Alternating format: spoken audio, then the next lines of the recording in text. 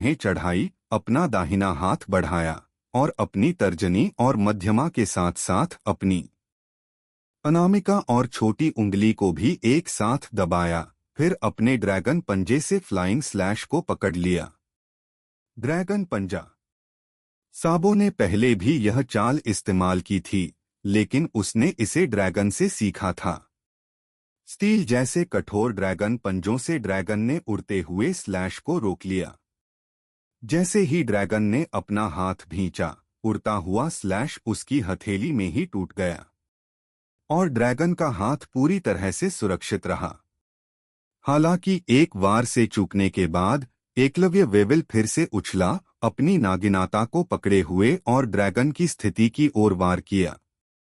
Dragon का उससे उलझने का कोई इरादा नहीं था, इसलिए वह चकमा देने के लिए कूद पड़ा, जिससे एकलव्य वेविल का वार जमीन पर पड़ गया। धमाका। जमीन पर हुए इस हमले से कंपन हुआ, एक विशाल गड्ढा बन गया, मलबा उड़ गया और एक बड़ी दरार आगे की ओर फैल गई। आसपास की इमारतें दरक गईं और ऐसा लग रहा था कि वे ढह जाएंगी। सभी राहगीर चीख पड़े, अपना पैर नहीं रख पाए और जमीन पर गिर पड़े। एकलव्य वेविल अपनी कम बुद्धि के बावजूद निस्संदेह एक राक्षस था। बिना किसी हकी या शैतानी फल की क्षमता का इस्तेमाल किए वह अपनी ताकत से ही इतना बड़ा विनाश कर सकता था। ड्रैगन को हवा में उछलते देख एकलव्य वेविल ने तुरंत अपना नागिनाता ऊपर की ओर उछाला। लंबा ब्लेड ठीक ड्रैगन तक पहुंचा। ड्रैगन ने ब्लेड पर अपना हाथ दबाया, बल लगाया और एकलव्य वेविल के नागिनाता को अनगिनत टुकड़ों में तोड़ दिया। एकलव्य वेविल के इस सदमे का फायदा उठाकर ड्रैगन ने हमला बोल दिया। हवा में ही उसने अचानक आगे की ओर लात मारी और एकलव्य वेविल के सिर के ऊपर मंडराने लगा। ड्रैगन भाला। ड्रैगन का दाहिना हाथ ड्रैगन के पंजे के रूप में बन गया, जिसने दूर से एक शक्तिशाली प्रहार किया और एकलव्य वेविल के सिर पर वार किया। एक पूर्व नौसेना अधिकारी होने के नाते ड्रैगन स्वाभाविक रूप से नौसेना की 6 शक्तियों में पारंगत था। यह चाल ड्रैगन भाला, ड्रैगन पंजे और फिंगर पिस्टल का एक संयोजन था, जिसमें अविश्वसनीय शक्ति थी। एकलव्य वेविल ने इस प्रहार को सीधे अपने सिर के ऊपर झेला, मानो किसी भारी वस्तु ने उसे अचानक कुचल दिया हो। उसकी गर्दन सिकुड़ गई और एक जोरदार धमाके के साथ वह जमीन पर धंस गया। उसका भारी भरकम शरीर अब जमीन में आधा धंसा हुआ था, खुद को बाहर निकालने में असमर्थ। इस मौके का फायदा उठाकर ड्रैगन वेविल की उलझन से आजाद हुआ और वहां से जाने के लिए मुड़ा। अराजक स्थितियों से बच निकलने की यह आदत हमेशा से ही उनके क्रांतिकारी स्वभाव का हिस्सा रही थी। वे हमेशा अपने कार्यों पर ध्यान आकर्षित करने से बचते रहे। हालांकि उसके जाने के इरादे को बक्किन ने भांप लिया। उसे यकीन नहीं हो रहा था कि उसका हमेशा अजेय रहने वाला बेटा ड्रैगन से हार गया है, और उसे एहसास हुआ कि ड्रैगन वाकई कितना ताकतवर है। घबराकर वह चिल्लाई, रोको उस आदमी को। वह क्रांतिकारी सेना का नेता है, ड्रैगन। उसकी चीख सुनकर भीड़ में एक क्षण के लिए सन्नाटा छा गया, जो शीघ्र ही अराजकता में बदल गया, क्योंकि लोग वास्तविकता में आ गए और भयभीत होकर भाग गए। बैकिन की चीख का कोई असर नहीं हुआ। विश्व सरकार के दुष्प्रचार के कारण ड्रैगन पहले से ही दुनिया का सबसे खूंखार अपराधी माना जाता था। आम लोग उससे बचने के लिए बेताब थे। बैकिन को उसे रोकने में मदद करना तो दूर की बात थी। यहाँ तक कि कुछ समुद्री डाकू भी उसका नाम सुनकर सहज ही एक तरफ हट गए। जैसा कि ऋतु ने एक बार कहा था, आम समुद्री डाकू नौसेना या विश्व सरकार का सामना नहीं करते, लेकिन क्रांतिकारी सेना अलग थी। उनके विरोधी तो नौसेना और विश्व सरकार ही थे, जिससे वे एक ऐसी इकाई बन गए जिसे भड़काने की हिम्मत ज्यादातर समुद्री डाकू नहीं कर पाते थे। उठो और उसका पीछा करो, बेवकूफ बेटे। बैकिन ने एकलव्य वेविल को अपनी छड़ी से मारते हुए चिल्लाया। लेकिन दर्द तो होता है माँ। एकलव्य वेविल ने नाक से खून बहते हुए दुखी भाव से कहा। वह आदमी वाकई बहुत ताकतवर है। मुझे परवाह नहीं। उठो और उसका पीछा करो। बैकिन चिल्लाया। एकलव्य वेविल के पास आज्ञा मानने के अलावा कोई चारा नहीं था और वह जमीन पर बने बड़े से गड्ढे से रेंगता हुआ बाहर निकला। उसका नागिनाता टूट चुका था, इसलिए उसे नंगे हाथों से ड्रैगन का पीछा करना पड़ा। यह विशालकाय आदमी भीड़ को चीरता हुआ आगे बढ़ा, जिससे और भी अफरा तफरी मच गई। घटना की सूचना तुरंत टेसोरो के लोगों को दी गई। टेसोरो को जब यह खबर मिली तो वह लगभग अपनी सीट से उछल पड़ा। धिक्कार है ड्रैगन हंटर पायरेट्स, बिग्मा पायरेट्स और एक पूर्व नौसेना एडमिरल का यहां होना ही काफी नहीं था। अब ड्रैगन जैसा क्रांतिकारी भी आ गया। आखिर हो क्या रहा है? टेसोरो जानता था कि वह गहरे संकट में है, क्योंकि उसका गोल्डन सिटी लंबे समय से विश्व सरकार के अधिकारियों और सीपी एजेंटों का घर रहा है। ड्रैगन की उपस्थिति की खबर जल्द ही उन तक पहुंच जाएगी। टेसोरो को इस बात का पूरा एहसास था कि क्रांतिकारी ड्रैगन की उपस्थिति कितनी संवेदनशील थी। टेसोरो की गुप्त साझेदारियों के कारण गोल्डन सिटी में अक्सर विश्व सरकार के उच्च पदस्थ अधिकारी और कम्युनिस्ट पार्टी के खुफिया एजेंट आते थे। टेसोरो उन्हें धन मुहैया कराता था और अपनी समस्याओं के समाधान के लिए खुफिया जानकारी और सरकारी शक्ति का इस्तेमाल करने के बदले में उन्हें रिश्वत भी देता था। टेसोरो इन लोगों को, जिन्हें पैसे से खरीदा जा सकता था, तुच्छ समझता था।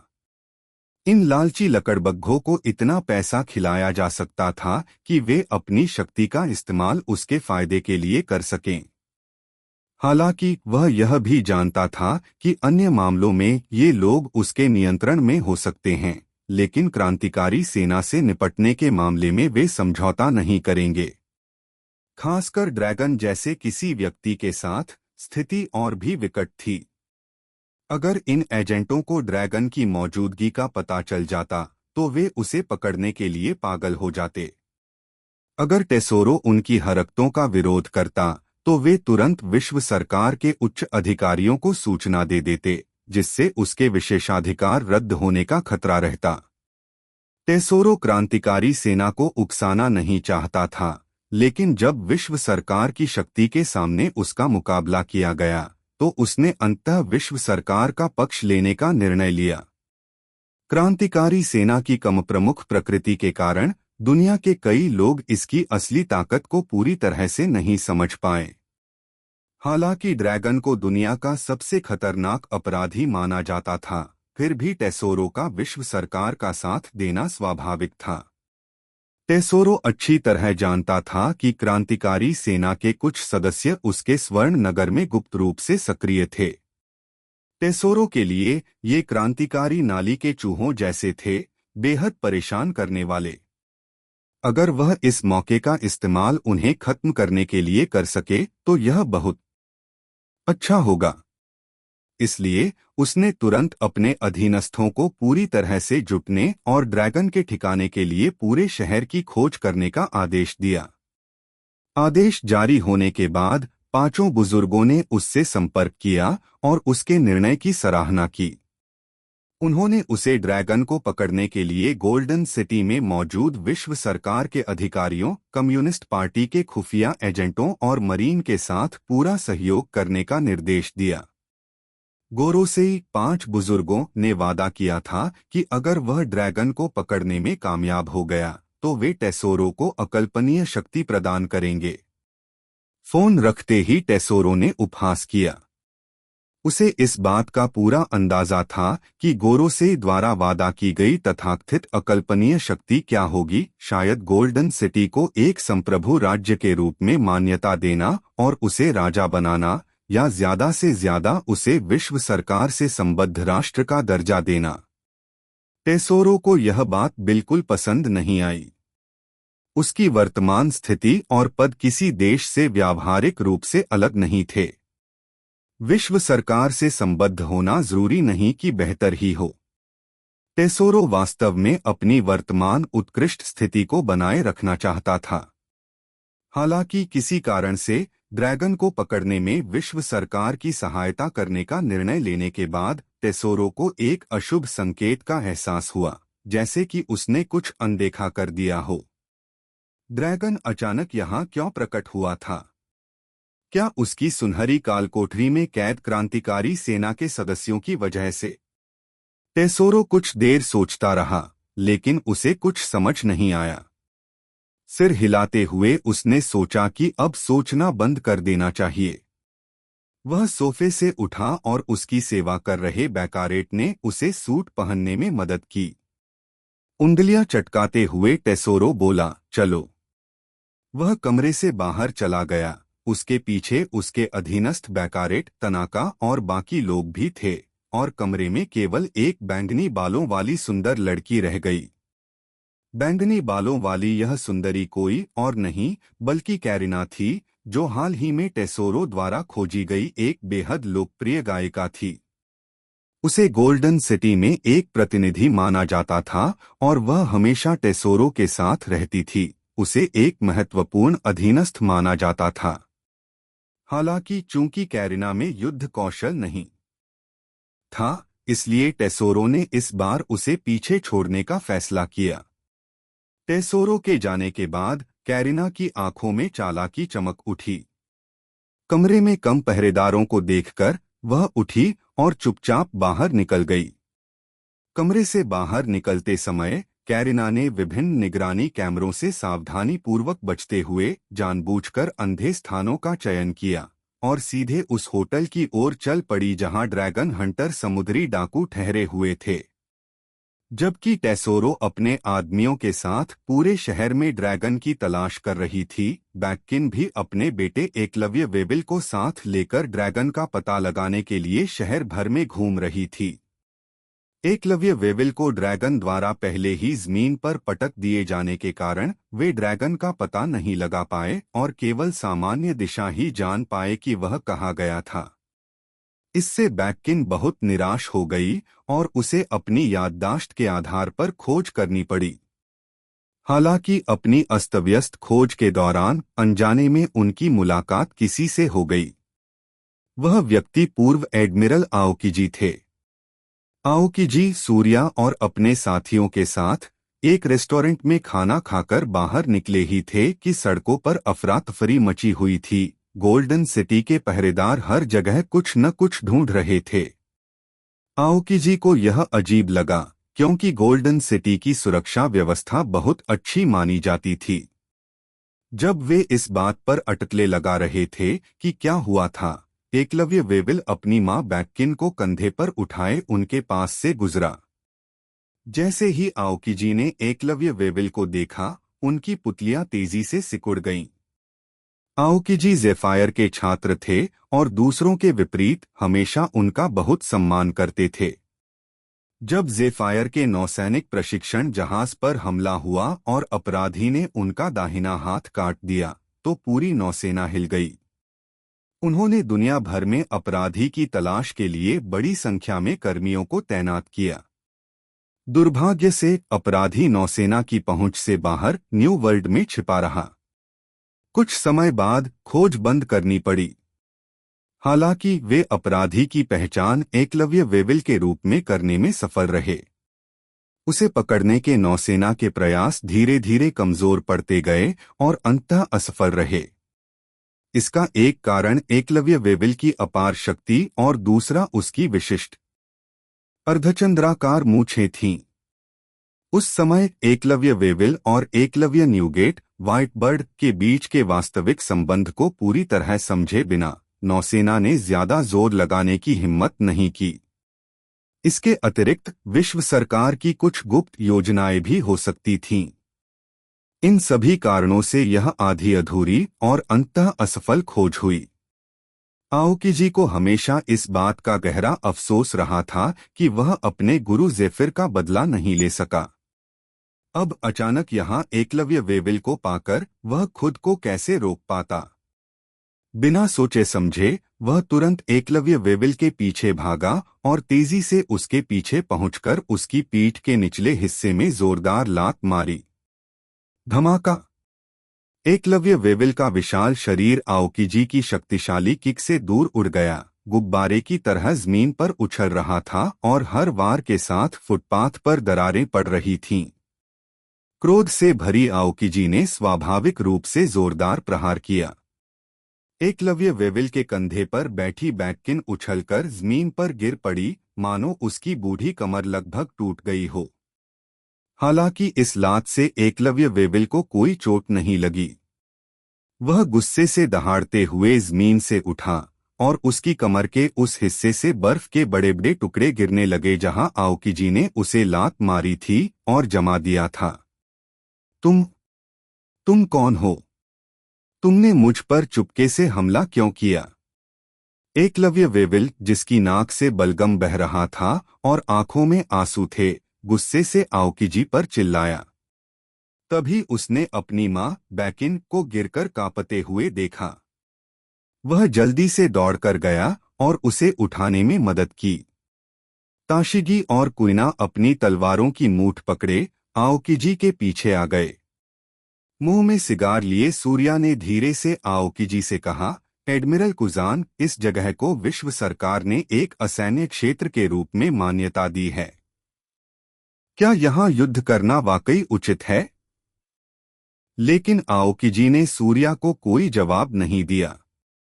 वह बस जेबों में हाथ डाले एकलव्य वेविल को घूरता रहा। एकलव्य वेविल, मैं तुम्हें कब से ढूंढ रहा हूं। तुमने बरसों पहले एक नौसेना प्रशिक्षण जहाज पर हमला किया था, लगभग सभी प्रशिक्षु नाविकों को मार डाला था और ज़ेफिर सेंसेई की कलाई काट दी थी। तुम कब तक छिप सकते हो? यह सुनकर सूर्या और अन्य लोगों को अंततः समझ में आ गया कि आओकीजी ने अचानक इस अजनबी पर हमला क्यों किया था।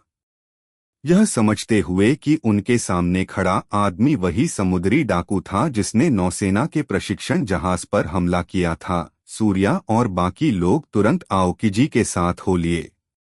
उन्होंने तथाकथित असैनिकृत क्षेत्र की सारी चिंताएं तुरंत दरकिनार कर दीं और एकलव्य वेविल को घेरने के लिए आगे बढ़ गए। यह स्पष्ट था कि आओकीजी की पूछताछ व्यर्थ थी। एकलव्य वेविल जैसे भोले भाले इंसान को नौसेना के प्रशिक्षण जहाज पर हमला करने की बात कैसे याद रही? ज़ेफायर उसे हमेशा अपने छात्रों के हत्यारे के रूप में याद रखता था, लेकिन एकलव्य वेविल शायद घटना के तुरंत बाद ही इस बात को भूल गया होगा।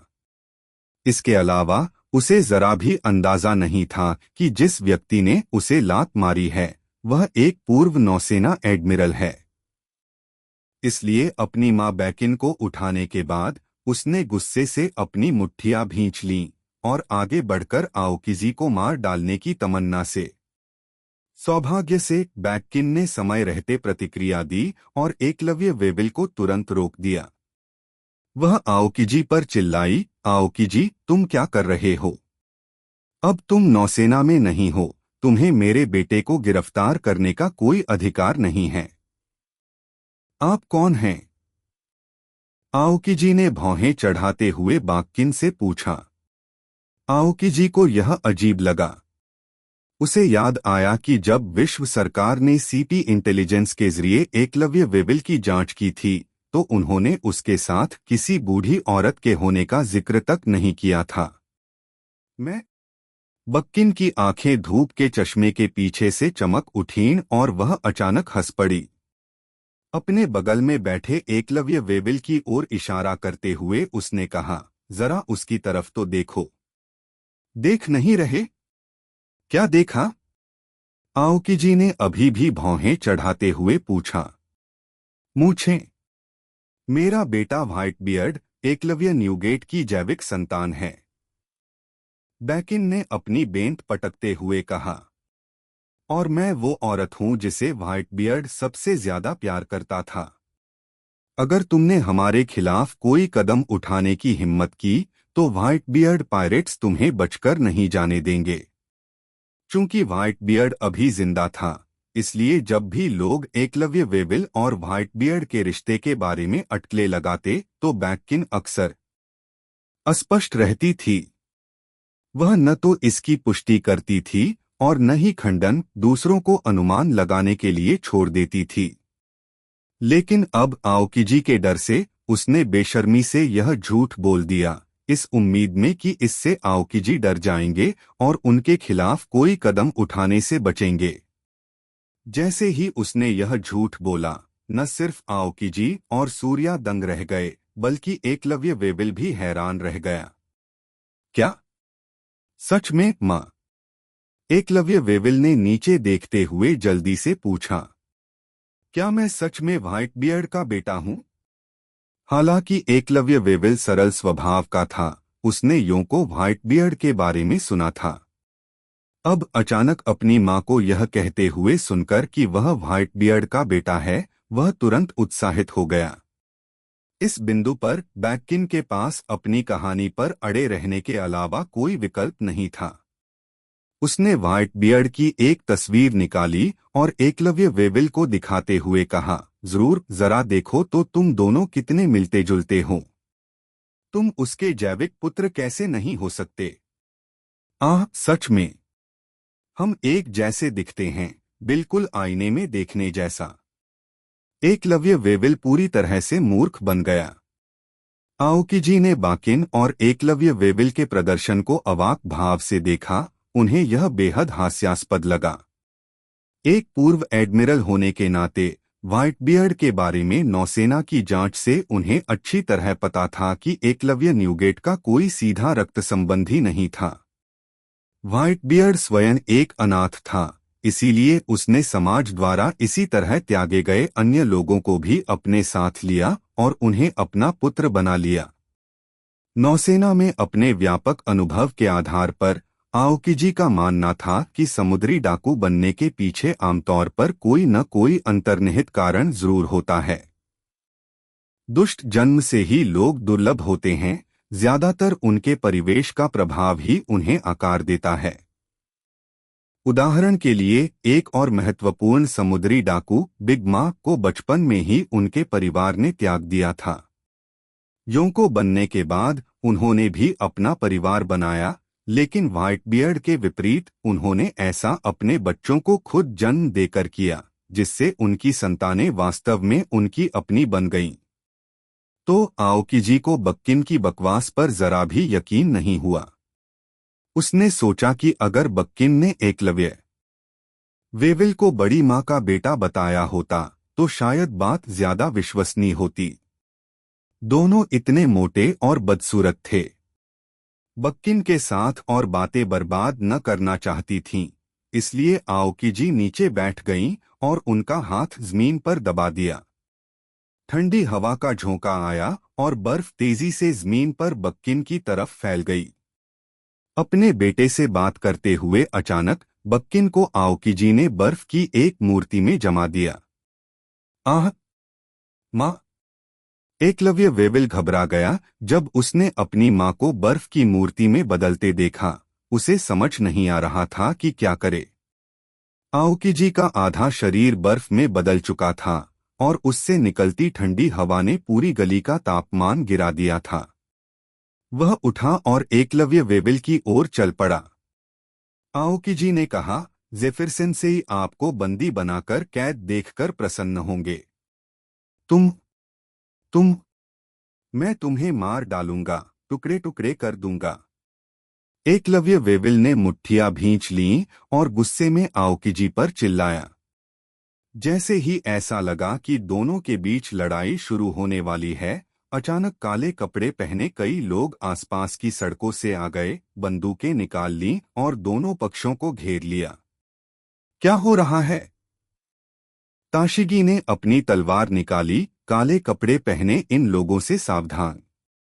मुझे नहीं पता, लेकिन ऐसा लगता है कि उनमें से कुछ विश्व सरकार से हैं, कुलिना ने ताशिगी के साथ पीठ से पीठ मिलाकर जवाब दिया। इन काले कपड़ों वाले लोगों में वाकई कई विश्व सरकार के अधिकारी और कम्युनिस्ट पार्टी के खुफिया एजेंट भी थे। उनका व्यवहार टेसोरो के पहरेदारों से बिल्कुल अलग था, इसलिए यह जानकर आओकीजी भी भौहें चढ़ाए बिना नहीं रह सके।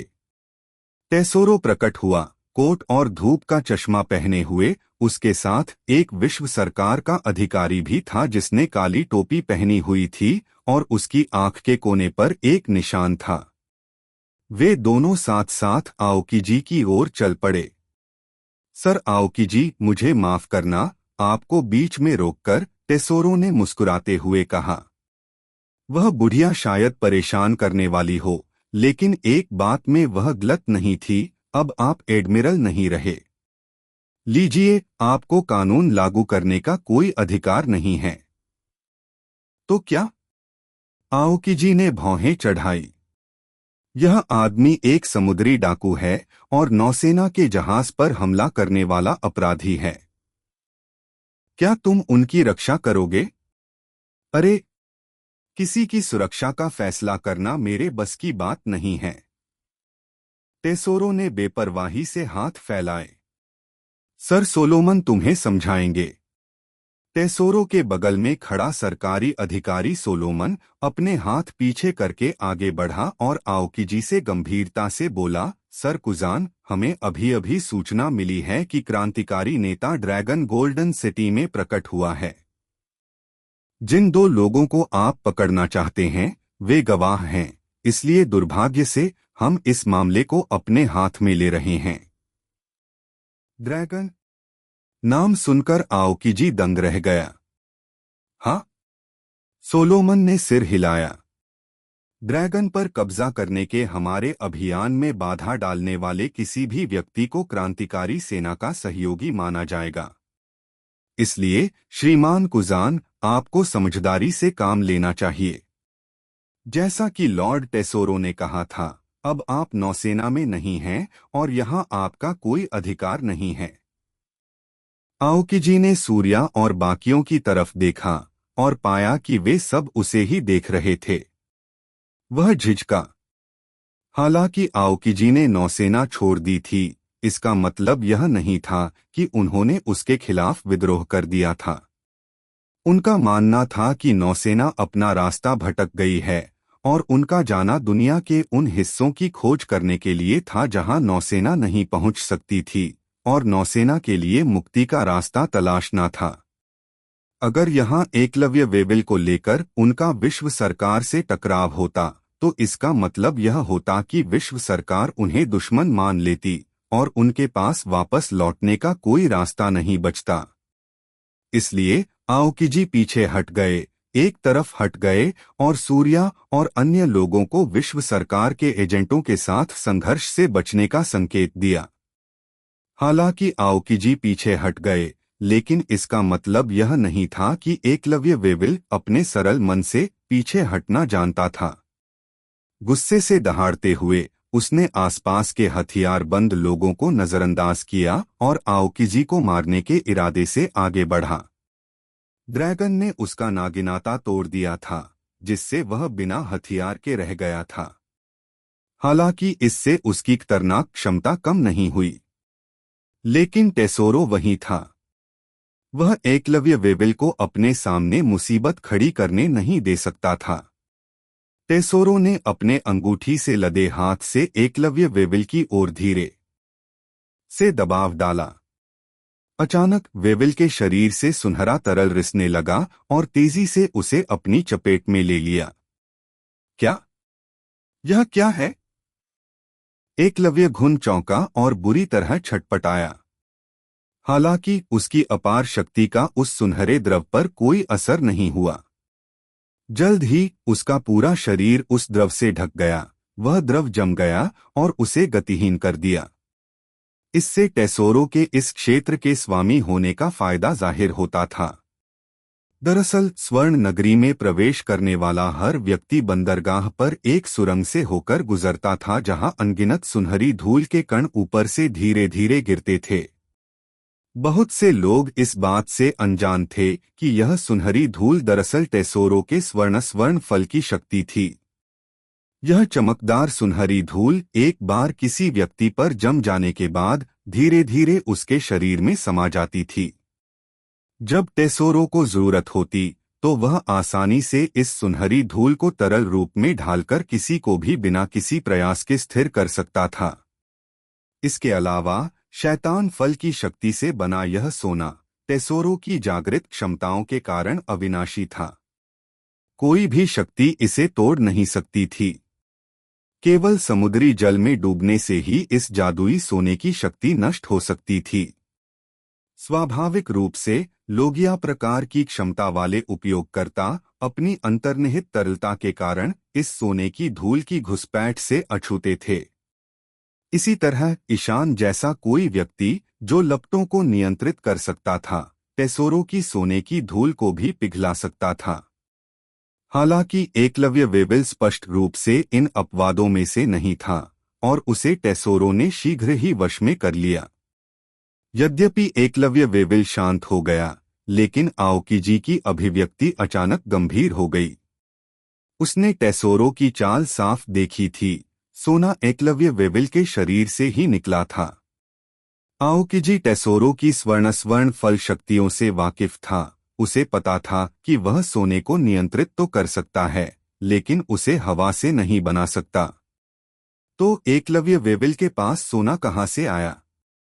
क्या यह टेसोरो ने बहुत पहले उसमें डाला था, या अपने समृद्ध युद्ध अनुभव के कारण आओकीजी को तुरंत वह चमकती हुई सुनहरी धूल याद आ गई जो बंदरगाह में प्रवेश करते ही उन पर गिर पड़ी थी। उसने अपने शरीर का तात्विक रूप से रूपांतरण किया और उसका बारीकी से निरीक्षण किया और पाया कि सोने की धूल के निशान पहले से ही उसके शरीर में समा रहे थे। आओकीजी को एहसास हुआ कि केवल वह ही प्रभावित नहीं हुआ था, सूर्या, कुनिना और ताशिगी भी सोने की धूल से दूषित हो गए होंगे। दूसरे शब्दों में, यदि टेसोरो चाहे तो वह किसी भी समय उन्हें फंसाने के लिए इस सोने में हेरफेर कर सकता है। अपने विचार प्रकट किए बिना आओकीजी ने अपने शरीर से सोने की धूल निकालने की कोशिश की।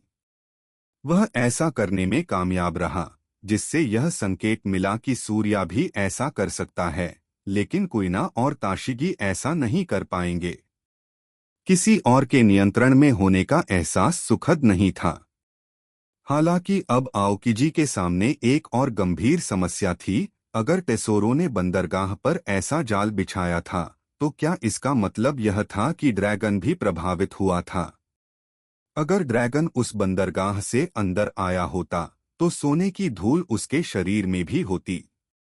टेसोरो की सोने को पहचानने की अनोखी क्षमता के कारण वह जल्द ही ड्रैगन का पता लगा सकता है। स्पष्ट रूप से सरकारी अधिकारियों के साथ टेसोरो का प्रकट होना विश्व सरकार को ड्रैगन को पकड़ने में मदद करने के उसके इरादे का संकेत था। अगर वह सोने पर नियंत्रण करने की अपनी शक्ति का इस्तेमाल करके एकलव्य वेविल की तरह ड्रैगन को भी वश में कर लेता, तो ड्रैगन सचमुच विश्व सरकार के हाथों में पड़ जाता। आओकीजी ड्रैगन की वर्तमान ताकत और टेसोरो के नियंत्रण से मुक्त होने के उसके रास्ते को लेकर अनिश्चित था। हालांकि अगर ड्रैगन बच नहीं पाता और पकड़ा जाता, तो स्थिति एक विपत्ति में बदल सकती थी। विश्व सरकार क्रांतिकारी सेना के नेता ड्रैगन को जरूर मार डालेगी। उसे बचाने के लिए दुनिया भर में छिपे क्रांतिकारी सेना के सदस्यों का पूरा नेटवर्क उभरेगा और विश्व सरकार पर चौतरफा हमला करेगा। क्रांतिकारी सेना के सदस्यों से युक्त विश्व सरकार के किसी भी सहयोगी देश को तत्काल और गंभीर उथल-पुथल का सामना करना पड़ेगा। उस समय पूरी दुनिया एक और भी बड़े युद्ध में भड़क उठेगी। यह युद्ध नौसेना और व्हाइटबर्ड समुद्री डाकुओं के बीच हुए युद्ध से भी कहीं ज्यादा भयानक होगा। नहीं, ऐसा नहीं हो सकता। इसे रोकना होगा। नौसेना अभी तक व्हाइटबर्ड पायरेट्स के साथ असफल युद्ध के साये से उबर नहीं पाई है। अगर अब और भी बड़ा युद्ध छिड़ गया, तो नौसेना की पूरी नींद भी तहस-नहस हो जाएगी। ड्रैगन और उसकी क्रांतिकारी सेना वाकई बहुत खतरनाक हैं, और यह स्वाभाविक है कि विश्व सरकार उन्हें तुरंत खत्म करना चाहती है। लेकिन अभी ऐसा बिल्कुल नहीं हो सकता। आओकी ने विश्व सरकार के अधिकारियों पर नजर डाली जो एकलव्य वेविल और बैककिन को हटाने की कोशिश कर रहे थे, साथ ही पास में खड़े टेसोरो पर भी, जो सोच रहा था कि क्या किया जाए। अगर वह उन्हें यहीं रोकने के लिए सीधे तौर पर कार्रवाई करता तो टेसोरो जरूर दखल देता। आओकी और सूर्या खुद को संभाल सकते थे, लेकिन गुइना और ताशिगी को काबू में करके उसके खिलाफ इस्तेमाल किया जा सकता था। अगर उन्हें किसी भी तरह से चोट पहुंची तो वह खुद को माफ नहीं कर पाएगा। इस योजना की सफलता दर बहुत कम थी, उन्हें एक अन्य रणनीति की आवश्यकता थी। ठीक है, ईशान। आओकी को अचानक याद आया कि ईशान भी गोल्डन सिटी में है। शायद वह उसे ढूंढकर देख सके कि उसके पास कोई आइडिया है या नहीं। यह बात ध्यान में रखते हुए आओकी मुड़े और सूर्या तथा अन्य लोगों के साथ चले गए। नौसेना में इतने साल बिताने के बाद भी आओकी का अवचेतन मन नौसेना और विश्व सरकार का विरोध करने के विचार से बचता रहा।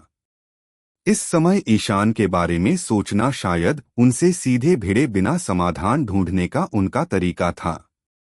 खैर, साफ शब्दों में कहें तो वह अभी भी आलसी था। इसी बीच अपने होटल के कमरे में ईशान ने दरवाजे पर दस्तक सुनी।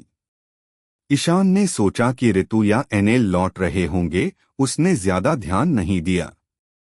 मुंह में बोतल दबाए वह दरवाजा खोलने के लिए उठा। ईशान को यह जानकर आश्चर्य हुआ कि दस्तक देने वाला व्यक्ति ऋतु या कोई अन्य नहीं था, बल्कि बैंगनी बालों और आकर्षक फिगर वाली एक खूबसूरत लड़की थी। लड़की दरवाजे की चौखट पर आकर्षक ढंग से झुकी ईशान का स्वागत करने के लिए, लेकिन जब उसने उसके मुंह में बच्चे की बोतल देखी तो वह स्तब्ध रह गई। ईशान भी हैरान रह गया। उसके मुंह में जो बोतल थी वह असल में एक ऐसी चीज थी जो उसने अभी अभी एक्सक्लूसिव आइटम शॉप से खरीदी थी। यह बीलज़ेबूब से दानव राजा की बोतल थी, जिसमें कथित तौर पर शाही परिवार का दूध पाउडर था। क्या अजीबोगरीब एक्सक्लूसिव चीज है ना? उत्सुकतावश ईशान यह परखना चाहता था कि अंदर का दूध पाउडर पीने लायक है या नहीं, लेकिन उसे उम्मीद नहीं थी कि कोई अजनबी उसके दरवाजे पर दस्तक देगा। इसलिए ईशान को थोड़ा अजीब लगा और शर्मिंदगी कम करने के लिए उसने शांति से बोतल अपनी पीठ के पीछे रख ली और कठोर चेहरे के साथ कहा, मिस, मैंने कोई विशेष सेवा का आदेश नहीं दिया था। इस बयान से कैरिना तुरंत भड़क उठी।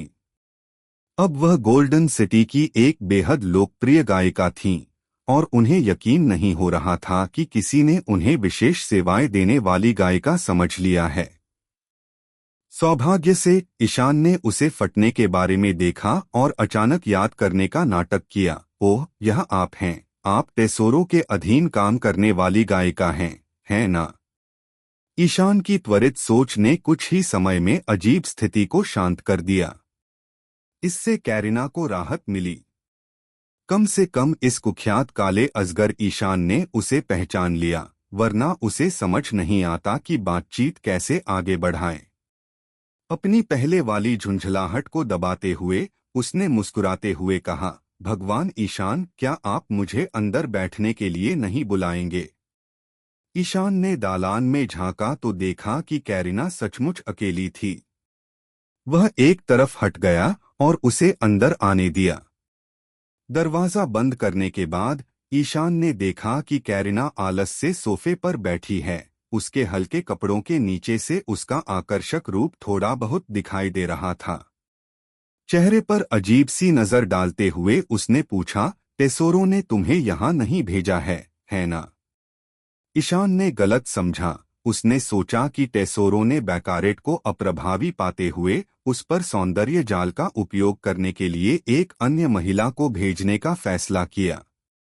अप्रत्याशित रूप से कैरिना ने मुस्कुराते हुए कहा, भगवान ईशान, मैं टेसोरो के अधीनस्थों में से एक नहीं हूं।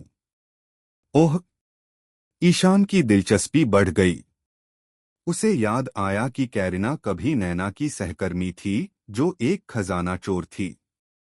उसने उसे ढूंढा था और दावा किया था कि वह टेसोरो की अधीनस्थ नहीं है। क्या हो सकता है कि वह उसके साथ मिलकर टेसोरो के खजाने से चोरी करना चाहती हो?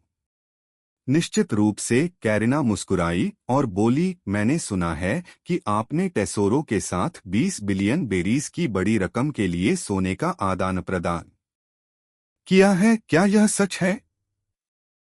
हाँ। ईशान उसके सामने बैठ गया, उसे एक पेय दिया और स्वीकृति में सिर हिलाया। 20 अरब बेरीज बहुत हैं, लेकिन क्या तुम्हें पता है, टेसोरो के लिए तो ये रकम बूंद भर है।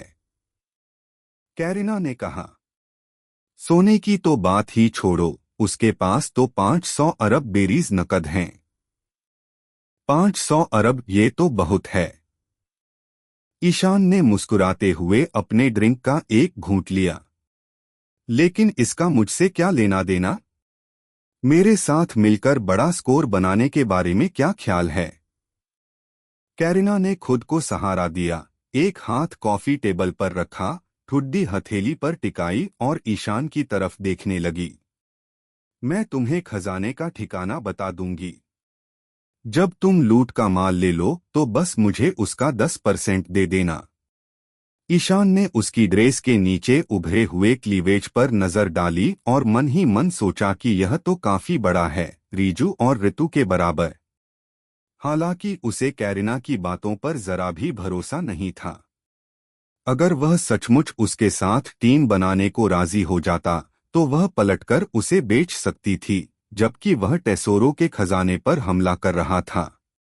खजाना चोर कैरिना वास्तव में बहुत चालाक थी, इसलिए ईशान ने उसके सवाल का सीधा जवाब नहीं दिया, बल्कि उसने उससे पूछा, मुझे उम्मीद नहीं थी कि तुम उसके साथ इस तरह से खड़ी रहोगी।